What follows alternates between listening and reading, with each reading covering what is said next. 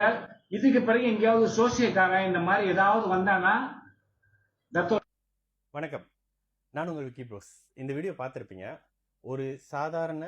ஒரு தனி மனிதனுடைய கோபத்தின் வெளிப்பாடு.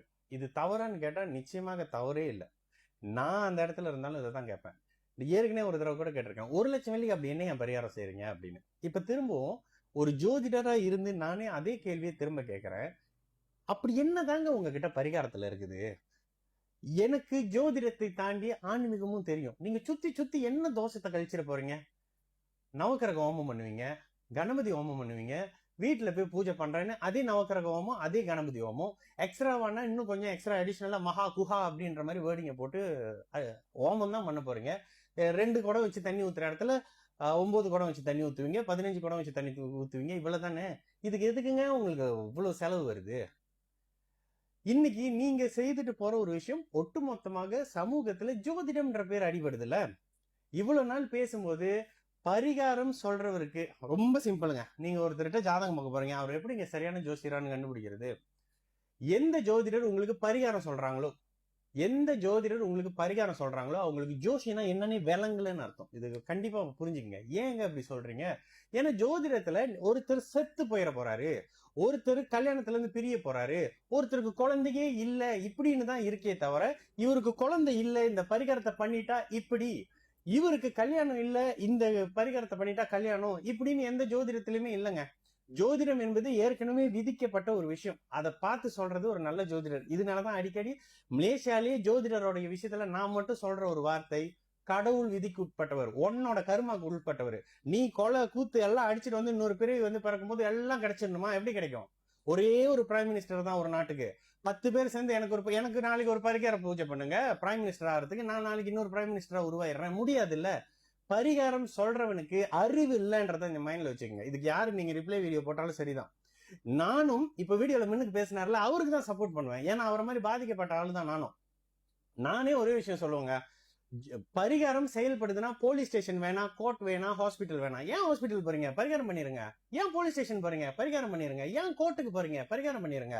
ஏன் 80 வயசுல செத்து போறாங்க? பரிகாரம் பண்ணி ஒருத்தர் அப்படியே 150 வயசு வரைக்கும் வாழ்ந்த ஒருத்தரை காட்டுங்க உங்க பரிகாரம் தேய்ச்சிருச்சு. நானே ஜோசியம் பாக்குறதே விட்டுறேங்க. உங்களோட பரிகாரம் பழிச்சிருச்சு, இல்ல எனக்கு ஒரு பரிகாரம் பண்ணி என்னையும் பிரைம் மினிஸ்டரா மாத்திருங்க. நாளையில இருந்து ஜோதிடர்களுக்கு எதிராக கருத்து இல்ல, ஜோசியம் பாக்குறதே நான் விட்டுறேன். ஒருத்தர் பண்ணுவீங்களா?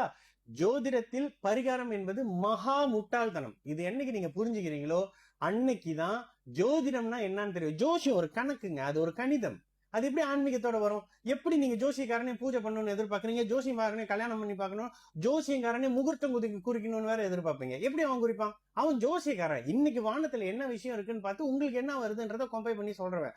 நமக்கு எல்லாம் பேக்கேஜா வேணும்.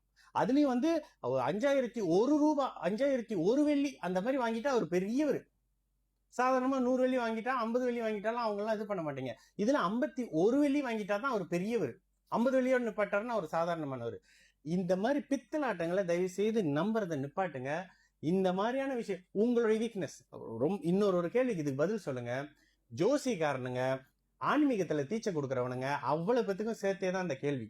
உங்களுடைய மூலதனம் திருப்பி திருப்பி ஏழையோடைய சாதாரண மக்களுடைய பயம் மட்டும்தான் உங்களோட மூலதனம் இல்லைன்னு உங்களால சொல்லவே முடியாது. அத்தனை தியானங்கள், அத்தனை தீச்சைகள் என்ன பண்ணிருக்கீங்க? எண்டுல என்ன சாதிச்சீங்க?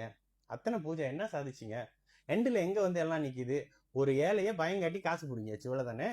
இப்ப செத்து போயிருவான், அவன் செத்து போயிருவானா விடுங்க. செத்து போறவன் செத்து போவதான் சொல்லுவான். யாரு செத்து போகாம இருக்கிறாங்க? யாரு தான் ஒருத்தர் சாவல சொல்லுங்க? இந்த உலகத்துல பிறந்தது இவர் இன்னும் சாவவே இல்லைங்க சொல்லுங்க. இல்ல பரிகாரம் பண்ணி 150 வயசு வரைக்கும் வாழ்ந்துட்டாங்க, 151வது வயசுல செத்து போயிட்டாருங்க. இல்ல. இந்த மாதிரி ஜோதிடத்தில் பரிகாரம் என்பது முட்டாள்தனம். இதை நான் பல இடங்கள்ல பல மேடைகள்ல பேசியிருக்கிறேன், திரும்ப டெய்லி பேசிக்கிட்டு இருக்கிறேன். ஜோதிடம்னா என்னன்னு புரியாதவங்க தான் இது இப்படி பண்ணிட முடியுமா, இப்படிலாம் பண்ணிட முடியுமான்னா நானே விடப்புக்கு சொல்லுவேன். ஆமாங்க, ஒரு 10,000 கொடுங்க, நாளைக்கு நான் என்ன ஷாப்பிங் போவேன்னு சொல்லுவேன். பரிகாரம் சொல்வது ஜோதிடத்துல இல்லைங்க. உங்களுக்கு ஒருத்தர் பரிகாரம் சொல்றாருன்னா அவருக்கு ஜோசியம் தெரியல, அவர் உங்களை ஏமாத்த ட்ரை பண்றாரு. ஓகேங்களா? நானும் பரிகாரம் சொல்லுவேன், 2 பரிகாரம் சொல்லுவேன். என்னோட ஜாதகத்துல என்கிட்ட ஜாதகம் பார்த்தவங்களுக்கு 2 பரிகாரம். நல்ல இன்சூரன்ஸ் பாலிசி எடுத்து வச்சுக்கோங்க. அடிபட்டு கை கால் உடஞ்சிருக்கிறப்ப காசு கிடைக்கும். 2வது, டெய்லி எக்ஸசைஸ் பண்ணுங்க, நோய் வராம கொஞ்சம் உடம்பு பார்த்துக்கலாம். இதுதான் நான் சொல்ற பரிகாரம். இது 2ம் ஏன்றது உங்களுக்கு பிராக்டிக்கலா புரியும், ஏன் இதை அப்படி சொல்றான்னு. தயவு செய்து இந்த விஷயத்த யாரும் உங்களுக்கு வந்து ஃபோர்ஸ் பண்ண கிடையாதுங்க. நீங்க சாதாரண மக்கள் உங்களை தான் டார்கெட் பண்ணியிருக்கு. நீங்க கஷ்டத்துல இருக்கும்போது கஷ்டத்துல இருக்கேன்றதை அக்செப்ட் பண்ணிக்கங்க. நல்லது வரும்ன்றதை அக்செப்ட் பண்ணிக்கங்க. நல்லதே வராதுன்றதை அக்செப்ட் பண்ணிக்கங்க. இவ்வளவுதான் வாழ்க்கை. எல்லாரும் சக்சஸ்ஃபுல்லான ஆள் இல்லல்ல, எல்லாரும் கோடீஸ்வரங்கள் இல்லல்ல, எல்லாரும் முதலாளி இல்லல்ல. இதுதான் விஷயம். தயவு செய்து எவனோ ஒருத்தர் செய்யற விஷயத்துக்காக ஒட்டுமொத்தமா சரியான வழியில ஜோதிடத்தை கொண்டு போறவங்களையும் சேர்த்து தாக்காதீங்க. சரிங்களா? நான் உங்கள் விக்கி ப்ரோஸ். நல்லது நடக்கும். எல்லோரும் நல்லா இருப்போம். வணக்கம்.